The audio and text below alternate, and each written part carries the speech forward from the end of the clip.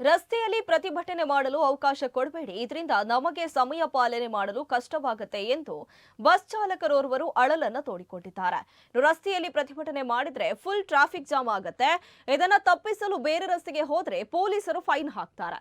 ಮೊದಲೇ ರಸ್ತೆಗಳು ಸರಿಯಿಲ್ಲ, ಹೊಂಡ ಗುಂಡಿಗಳಿವೆ. ಕೇಬಲ್ ಹಾಕುವ ಹೆಸರಿನಲ್ಲಿ ರಸ್ತೆ ಅಗೆತ ಮಾಡಲಾಗ್ತಾ ಇದೆ ಎಂದವರು ಹೇಳಿದ್ದಾರೆ.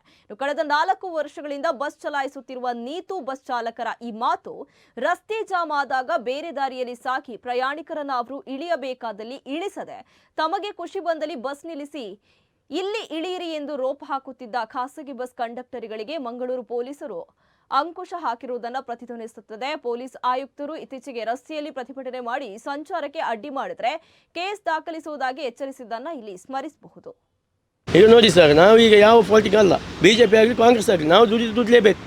ಈಗ ಮೊನ್ನೆ ಒಂದು ಉದಾಹರಣೆಗೆ ಕಾಂಗ್ರೆಸ್ನವರು ರ್ಯಾಲಿ ಪಾದಯಾತ್ರೆ ಕೂಳೂರಿನ ಮುಲ್ಕಿಗೆ, ಇಡೀ ಹೈವೇ ಬ್ಲಾಕ್, ಇಡೀ ಬಸ್ ಅಲ್ಲ ಕಾರ್ ಎಲ್ಲ ರೋಡ್ ತಪ್ಪಿಸಿ ಹೋಗಿದ್ದಾರೆ, ಎಲ್ಲ ಬಸ್.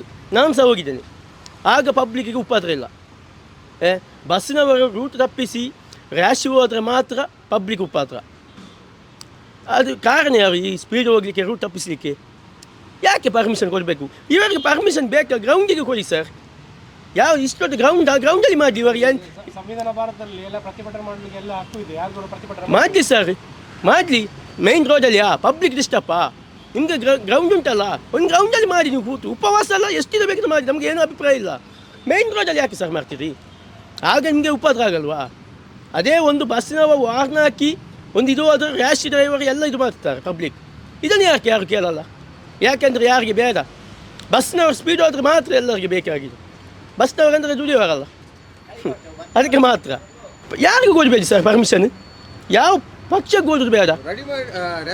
ಯಾಕೆಂದ್ರೆ ನಮ್ಮ ಈ ಮಂಗಳೂರಲ್ಲಿ ಯಾವ ರೋಡ್ ಸರಿ ಇಲ್ಲ ಒಂದನೇ, ಅದರಲ್ಲಿ ಇವರದ್ದು ರ್ಯಾಲಿ ಮಾಡಿ ನಾವು ಹೇಗೆ ಹೋಗುವುದು ಹೇಳಿ ಅಂತೆ?